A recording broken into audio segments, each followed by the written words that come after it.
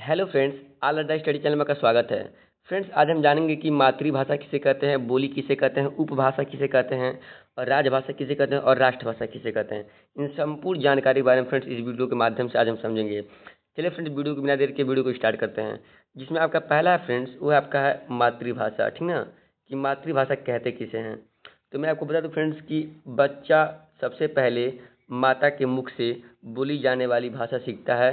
ठीक ना, अब माता के मुख से सीखी हुई भाषा फ्रेंड्स मातृभाषा कहलाती है। कहने का अर्थ क्या है फ्रेंड्स, अब मान लीजिए कोई फ्रेंड्स बच्चा जब जैसे जन्म लेता है, इस पृथ्वी पे आता है, तो सबसे पहले अपने माता माता के जो उसकी माँ बोलती है वही भाषा सीखता है, तो उसे क्या कहते हैं, उसे मातृभाषा कहते हैं। या आप ऐसे भी कह सकते हैं फ्रेंड्स, जो बच्चा जन्म से जो इस भाषा को सीखता है, जिसे सीखता है समझता है फ्रेंड्स, उसे क्या कहते हैं, मातृभाषा कहते हैं। ठीक ना, चलिए फ्रेंड्स, आइए फ्रेंड्स अब देखते हैं फ्रेंड्स बोली किसे कहते हैं। आइए फ्रेंड्स, अब बोली आपने मातृभाषा समझ समझ गए होंगे फ्रेंड्स। आइए देखिए बोली किसे कहते हैं। तो बोली फ्रेंड्स किसे कहते हैं, देखिए बोली किसी विशेष क्षेत्र में बोली जाने वाली भाषा को फ्रेंड्स क्या कहते हैं, बोली कहा जाता है। ठीक ना, क्या कहा जाता है, बोली कहा जाता है। तीसरा आप पढ़ेंगे फ्रेंड्स कि किसी विशेष क्षेत्र में बोली जाने वाली मौखिक भाषा को बोली कहा जाता है। ठीक ना, बोली कहा जाता है। बोली भाषा की सबसे छोटी इकाई होती है फ्रेंड्स। तो बोली का प्रयोग केवल साधारण बोलचाल की भाषा में ही किया जाता है। मतलब साधारण बोलचाल में ही किया जाता है, इससे शिक्षा नहीं दिया जा सकता है। ठीक ना फ्रेंड्स, शिक्षा में ये प्रयोग नहीं होता, बस ये साधारण बोलचाल की भाषा में प्रयोग किया जाता है। जैसे आप इस तरह भी समझ सकते हैं फ्रेंड्स कि आपके गाँव के आसपास या कोई छोटा सा क्षेत्र में जो बोली जाती है, बोली का मतलब ये बोली नहीं फ्रेंड्स, जो कुछ भी जो भाषा बोली जाती है उसे क्या कहते हैं, उसे बोली कहते हैं। ठीक ना, ऐसे आप समझ सकते हैं। अब चलिए फ्रेंड्स, अब आते हैं अगले। अब जानते हैं फ्रेंड्स को उपभाषा किसे कहते हैं। अब इसे समझ चुके होंगे, आइए फ्रेंड्स जानते हैं उपभाषा किसे कहते हैं। देखिए, अब मैं आपको बता दूं उपभाषा किसे कहते हैं फ्रेंड्स, कि इसका क्षेत्र जो है, इसका और क्षेत्र बढ़ जाता है। किसके तुलना में फ्रेंड्स, बोली की तुलना में और बढ़ जाता है। इसका क्षेत्र थोड़ा और विस्तारित हो जाता है, इसका और क्षेत्र बढ़ जाता है। अर्थात जब बोली का क्षेत्र बढ़ जाता है, मतलब विस्तार, मान लीजिए बोली इतना दूर में बोला जाता था, अब इसका क्षेत्र इतना बड़ा हो गया। कितना बड़ा हो गया, इतना बड़ा हो गया। ये कहने का अर्थ इस तरह समझा रहा है। ठीक है ना, इसका क्षेत्र बढ़ जाता है। अर्थात जब बोली का क्षेत्र बढ़ जाएगा और उसमें साहित्य रचना हो जाएगी, साहित्य रचना हो जाएगी, तो वह उपभाषा में चली जाएगी। कहने का अब साहित्य, अगर क्या कह रहा है, साहित्य रचना क्या है। साहित्य का अर्थ होता है फ्रेंड्स, ये लैटिन से आया है और इसका मूल अर्थ होता है फ्रेंड्स का अक्षरों का उपयोग। कैसे अक्षरों का उपयोग है, तो अक्षरों का उपयोग या लेखन होता है। रचना का अर्थ होता है फ्रेंड्स निर्माण करना, व्यवस्था, सही मतलब व्यवस्था करना, स्वभाव को दिखाता है, तो साहित्य को दिखाता है। मतलब इसमें फ्रेंड्स कम से विशिष्टता को बताया गया, कोई विशेष बात को बताया गया। ठीक ना, आई ना कि कैसे भी बोल दें, मतलब साहित्य का अर्थ यही है। ठीक ना, अब आइए फ्रेंड्स, अब अगले समझते हैं फ्रेंड्स की आज समझते हैं फ्रेंड्स की राजभाषा किसे कहते हैं। आइए अब जानते हैं हम लोग क्या फ्रेंड्स की राजभाषा किसे कहते हैं।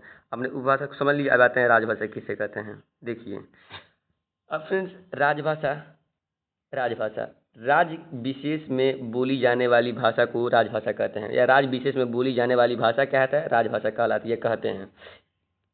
एक और माध्यम समझ लीजिए फ्रेंड्स कि राजभाषा वह है जिसे सरकारी कामकाज की भाषा के रूप में प्रयोग किया जाता है, या प्रयोग करने को निश्चित किया जाए। ठीक है, इसे क्या कहते हैं, राजभाषा कहते हैं। उदाहरण देखिए, आपको याद होगा फ्रेंड्स कि भारत में जितने भी राज्य फ्रेंड्स, वो अपने अपने भाषाओं के आधार पर फ्रेंड्स राज्य का निर्माण चाहते थे। कि हम तेलुगु भाषा चाहते हैं, हम तेलुगु चाहते हैं, हम कन्नड़ चाहते हैं, हम मिजो चाहते हैं। मतलब क्या होता है, भाषाई आधार पर राज्यों का गठन हुआ था ना फ्रेंड्स। ऐसा कहा जा रहा है कि हर राज्य का अपना अपना क्या है, भाषा है। जैसे मान लीजिए उत्तर प्रदेश में फ्रेंड्स हिंदी भाषा है राजभाषा। उर्दू भी है फ्रेंड्स, प्रशासनिक आधार पर, मतलब उर्दू का भी प्रयोग किया जाता है। तो मान लीजिए हिंदी है। ठीक ना, एक विशिष्ट रूप से हिंदी मान लीजिए।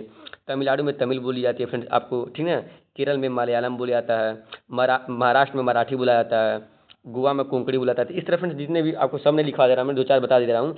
इस तरह फ्रेंड्स अपने अपने राज्य का अपनी कुछ भाषाएं हैं ना, इसे क्या कहते हैं, राजभाषा कहते हैं, जो अपने राज्य में बोली जाती है, जो उसका सरकारी कामकाज के लिए प्रयोग की जाती है। क्या फ्रेंड्स, राजभाषा कहलाती है। अब आइए फ्रेंड्स, अब जानते हैं हम लोग को राष्ट्रभाषा किसे कहते हैं। आपको राजभाषा समझ में आ गया होगा। आइए फ्रेंड्स राष्ट्रभाषा देख लेते हैं। देखिए, राष्ट्रभाषा फ्रेंड्स किसे कहते हैं, तो संपूर्ण देश में मान लीजिए कोई देश है फ्रेंड्स, उसमें संपूर्ण देश में बोली जाने वाली भाषा को राष्ट्रभाषा कहते हैं। ठीक है फ्रेंड्स। मतलब एक देश में जितना जो एक कोई भाषा होगा जो पूरे देश में बोली जाती है उसे क्या कहते हैं, राष्ट्रभाषा कहते हैं। मतलब संपूर्ण देश में बोली जाने वाली भाषा होती है उसे क्या कहते हैं, राष्ट्रभाषा कहते हैं। अब देखिए फ्रेंड्स, हमारे भारत देश की जो राष्ट्रभाषा क्या है, ये क्वेश्चन उठता है फ्रेंड्स।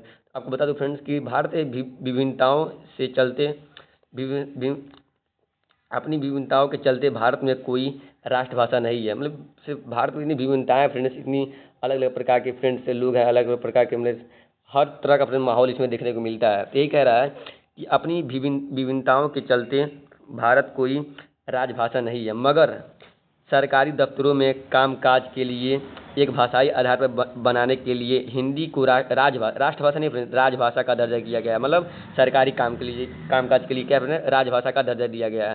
लेकिन भारत का कोई फ्रेंड्स एक राष्ट्रभाषा नहीं है, ठीक है ना। क्या क्यों नहीं है, क्योंकि इसमें विभिन्नताओं के चलते फ्रेंड्स भारत में कोई राष्ट्रभाषा नहीं है, मगर सरकारी दफ्तरों में कामकाज के लिए भाषाई आधार बनाने के लिए हिंदी को राजभाषा का दर्जा दिया गया है फ्रेंड्स। आइए फ्रेंड्स आगे थोड़ा समझते हैं। आगे है फ्रेंड्स कि देखिए इसमें हिंदी को राजभाषा का दर्जा कब मिला फ्रेंड्स, हिंदी को राजभाषा तो 14 सितंबर 1949 को मिला, ठीक ना। 14 सितंबर 1949 को मिला। आपको बता दो फ्रेंड्स कि 26 जनवरी 1950 को जब भारत का संविधान लागू होते ही हिंदी को राजभाषा का दर्जा प्राप्त हो गया फ्रेंड्स, ठीक ना। राजभाषा का दर्जा प्राप्त हो गया।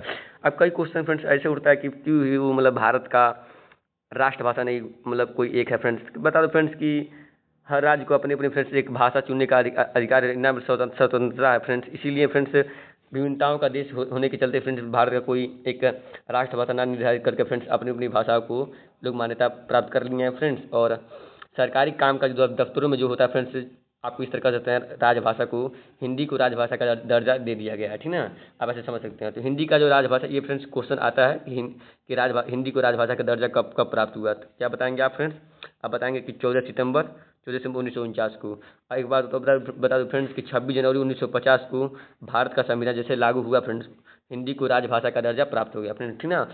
इस तरह फ्रेंड्स ये वीडियो समाप्त होता है फ्रेंड्स। अगर वीडियो थोड़ा भी आपको हेल्पफुल लगा होगा, थोड़ा समझ में आया होगा फ्रेंड्स, तो मेरे इस वीडियो को लाइक जरूर कीजिएगा, मेरे चैनल पर नया सब्सक्राइब कीजिएगा फ्रेंड्स, कि आते ऐसे ही फ्रेंड्स जो नए नए वीडियो हैं आप सबसे पहले आप तक पहुँचे। तो मिलते हैं फ्रेंड्स अगली वीडियो में। जय हिंद जय भारत।